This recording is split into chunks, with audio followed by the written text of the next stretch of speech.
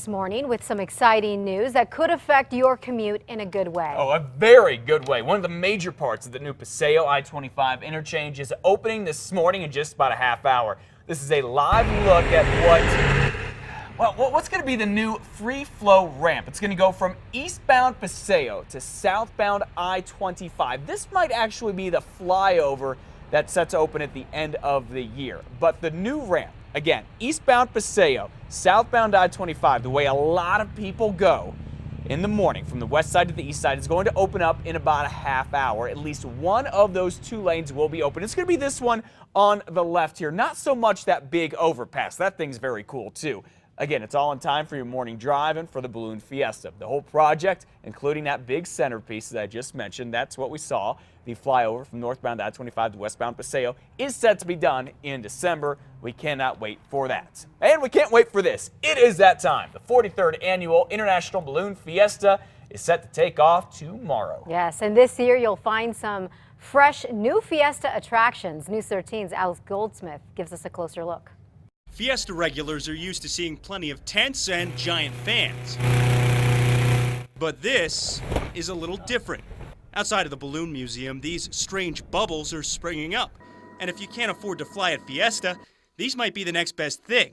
They're actually theaters. It's an immersive film. It's not like traditional cinema. And what will play here is a 360-degree flight experience. When you're in the basket, you feel like you're in the basket.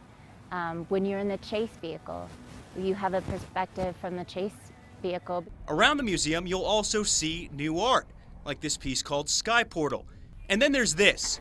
It's a spinning globe that's a tribute to Richard Abruzzo, the adventurous pilot who died 4 years ago during a balloon race. Meanwhile, in the sky, expect to see something new. 12 new special shapes coming out this year. One of them that I am super excited about is the baby dino. It's actually a baby dinosaur hatching from an egg. We also have Aquario, which is an aquarium.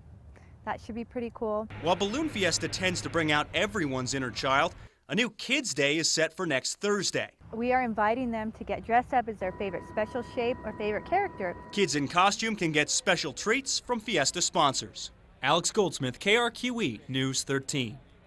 All right, and here are some of the facts for Balloon Fiesta. According to Fiesta organizers, visitors spend less than $200 a day on average. There are 550 balloons this year from 22 countries. That includes more than 100 special shaped balloons. If you are a drone enthusiast, don't expect to get any up-close video of the balloons at Balloon Fiesta. That is because Fiesta officials have banned drones from flying within 4 miles of the park.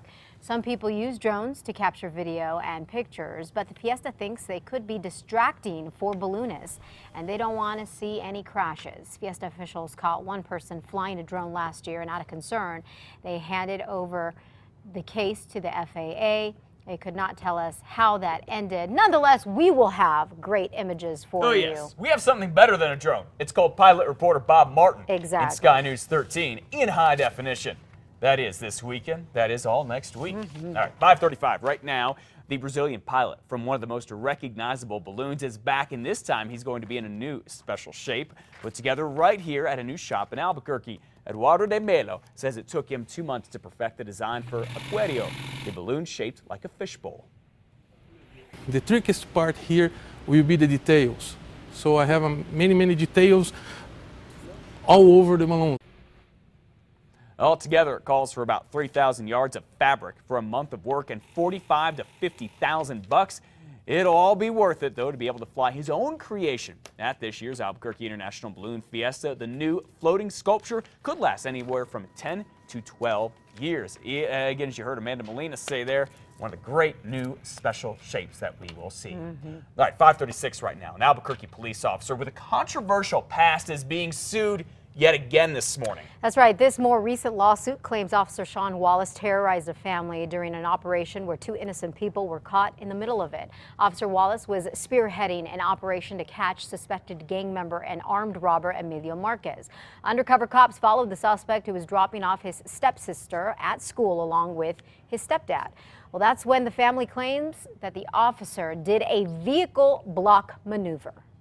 But more than boxing, they actually ram the back, and it's designed to disorient people.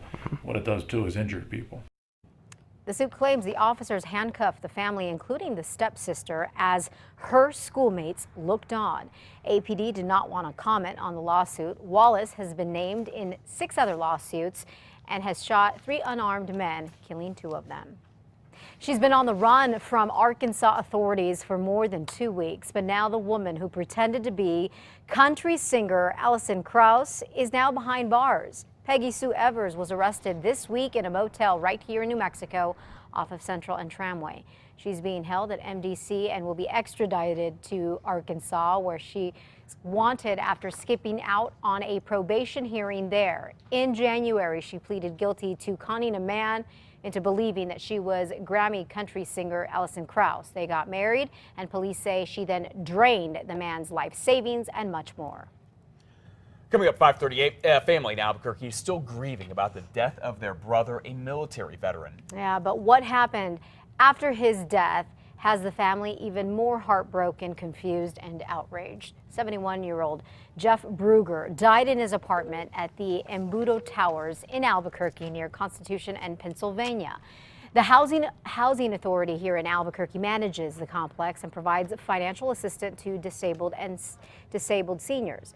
After Bruger died, the apartment manager apparently allowed the office of the medical investigator to enter, then later a cleaning crew, but management apparently kept the family out until there was a death certificate. 10 days later, when the family arrived, they say they found the door unlocked. Someone had ransacked the place and stole paintings, a TV, and $40,000 worth of watches and jewelry. I think that Albuquerque Housing Authority should be held accountable because somebody dropped the ball. I'm angry. And I want somebody's head on a plate. The Albuquerque Housing Authority wouldn't talk to us on camera, but told us over the phone that the apartment was secured when LMI and the cleaning crew left. Staff are searching for surveillance video to see if there's any evidence of who may have broken in. There is a lot more to this story.